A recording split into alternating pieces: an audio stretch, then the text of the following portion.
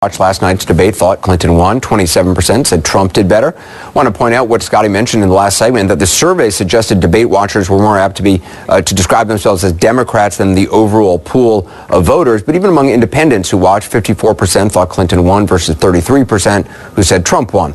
It's clear how Hillary Clinton and her team think last night went. Jeff Zeleny tonight takes a look. Did anybody see that debate last night? There's a new spring in her step tonight. Oh, yes. One down, two to go. Flying to a rally in North Carolina, Hillary Clinton reveling in the strong reviews from her first face-to-face meeting with Donald Trump. You should know by now, when I set my mind on something, I keep going. I don't quit. Whatever the static, whatever the incoming is, and that's what I'll do for the American people.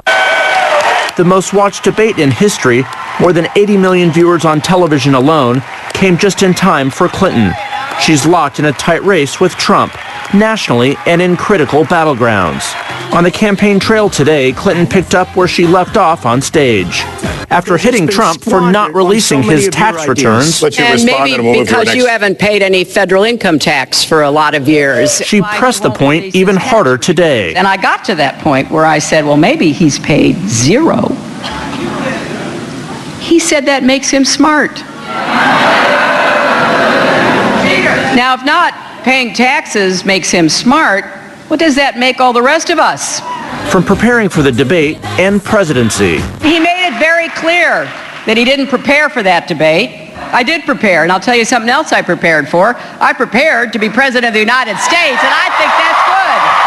to her charge that he's built his businesses by stiffing the little guy. Stiffing people, dishwashers, painters, plumbers, architects, glass installers, marble installers, drapery installers across America. Democrats fanned out across the country to pile on Trump, hoping to calm the sense of unease that has been sweeping across the party. Did she have a good debate or what? From former President Bill Clinton in Ohio to running mate Tim Kaine in Florida. What he really showed is just how rattled he was. But with 42 days to go and the second debate less than 2 weeks away, Clinton made clear the fight was just beginning. This election's going to be close. They all are these days.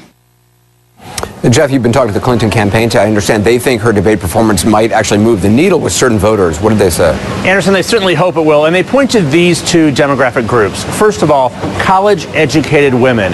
Think of a Republican or an independent in the suburbs of any battleground state, like Philadelphia, for example. Their focus groups believe, and their research shows, that they were offended by Donald Trump and more open to supporting Hillary Clinton. This is the kind of voter who doesn't necessarily love Hillary Clinton, but that now they believe that Donald Trump is unacceptable. And the second is young voters. Anderson, one of the challenges of the Clinton campaign has been these millennial voters. Why she was on a college campus today, will be there again tomorrow.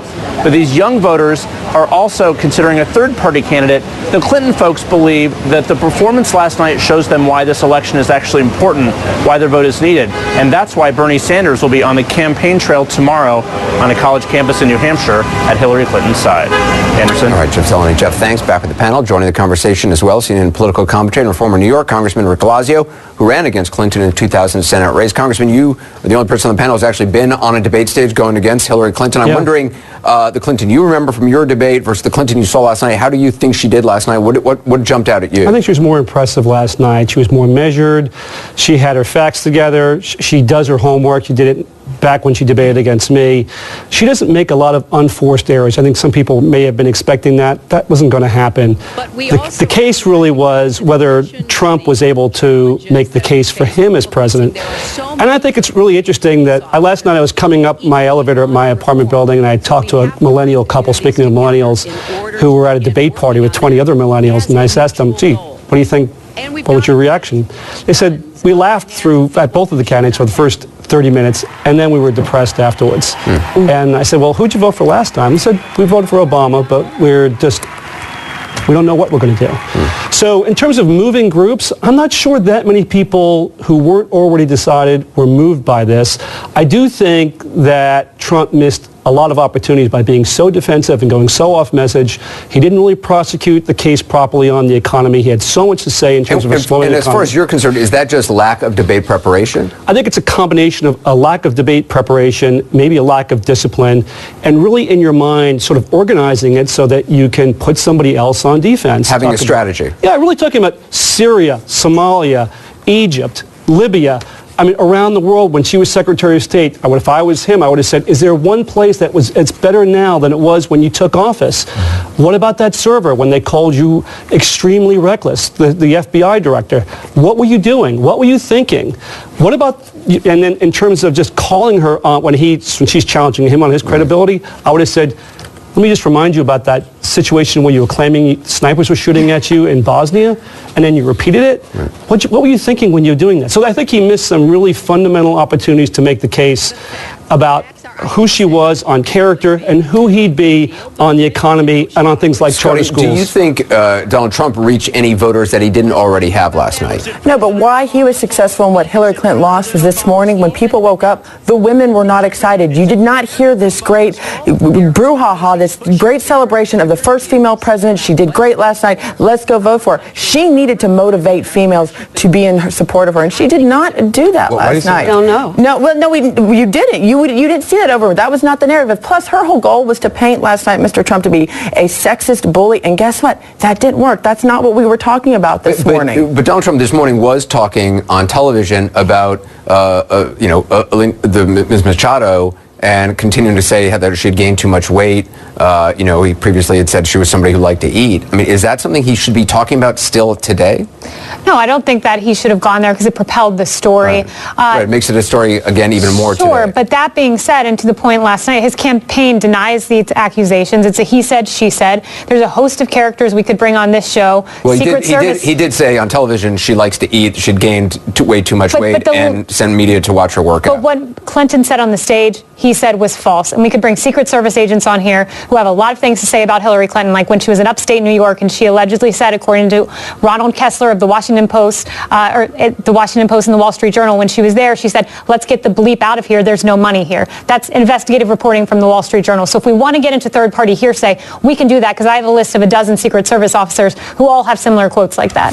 Well, John? go ahead, John. If you go first, I'll follow. Well, I'm sure that people say bad things about people. I think that might miss the point, though. The point is that Donald Trump has tremendous problems with a section of women. And I don't think he did himself any favors today by doubling down and tripling down on this fat shaming, this weight issue stuff. And I don't think it shows.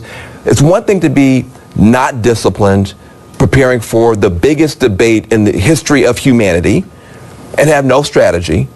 It's something else to realize you then fell on your face and then get up in the morning and say, I want to do more of that. That doesn't make sense, and it doesn't, I think, give people confidence in him as a commander-in-chief. So the one thing I want to talk about is what Jeff mentioned in terms of demographics. He mentioned Hillary Clinton needing to do much better the young voters. And Gloria, we talked about this a week ago right here in this show. It struck me, one omission from Hillary Clinton's standpoint is that she never mentioned Bernie Sanders in the debate last night. And there were two opportunities she could have done that. And Bernie Sanders voters, our people, want to hear an affirmation of what that campaign did. And there was one opportunity, for example, when climate change came up, when she correctly showed and pointed out that Donald Trump thinks climate change is a hoax. She could have said, folks, in the Democratic platform, we have the most far-reaching approach to climate change that we've had in our history. And that's thanks to Bernie Sanders and the movement, and it commits me, after I'm inaugurated 100 days later, to hold a summit on climate change to actually implement that. That would mean a lot to young voters. And when she talked about inequality, let's face it, Bernie Sanders is the person who brought inequality into this debate. She should have at least found a subtle way of saying, I want to thank my friend Bernie Sanders, who I will work with in the Senate to move this tax. And Gloria, I mean, it is, to Jonathan's point, for her, it's critical to get millennials who are going in a lot of states to Gary Johnson. Yeah, particularly if you look at the polling in a state like Colorado, she's bleeding millennials there.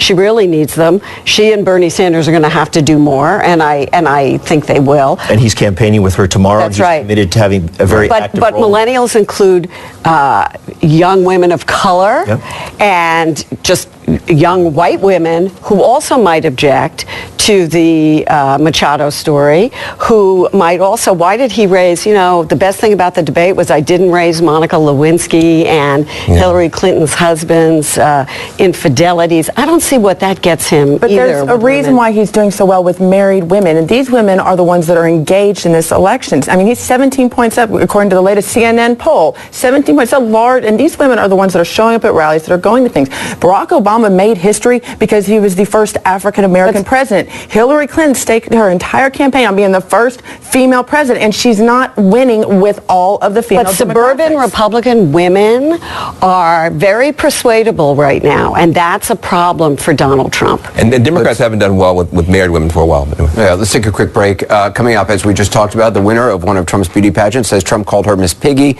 after she gained weight and that he publicly humiliated her. At some point he said on television that she likes to eat. Trump continued this morning saying this woman, quote, gained a massive amount of weight and it was a real problem. I'll be speaking with Alicia Machado in the next hour of 360. More of the backstory next.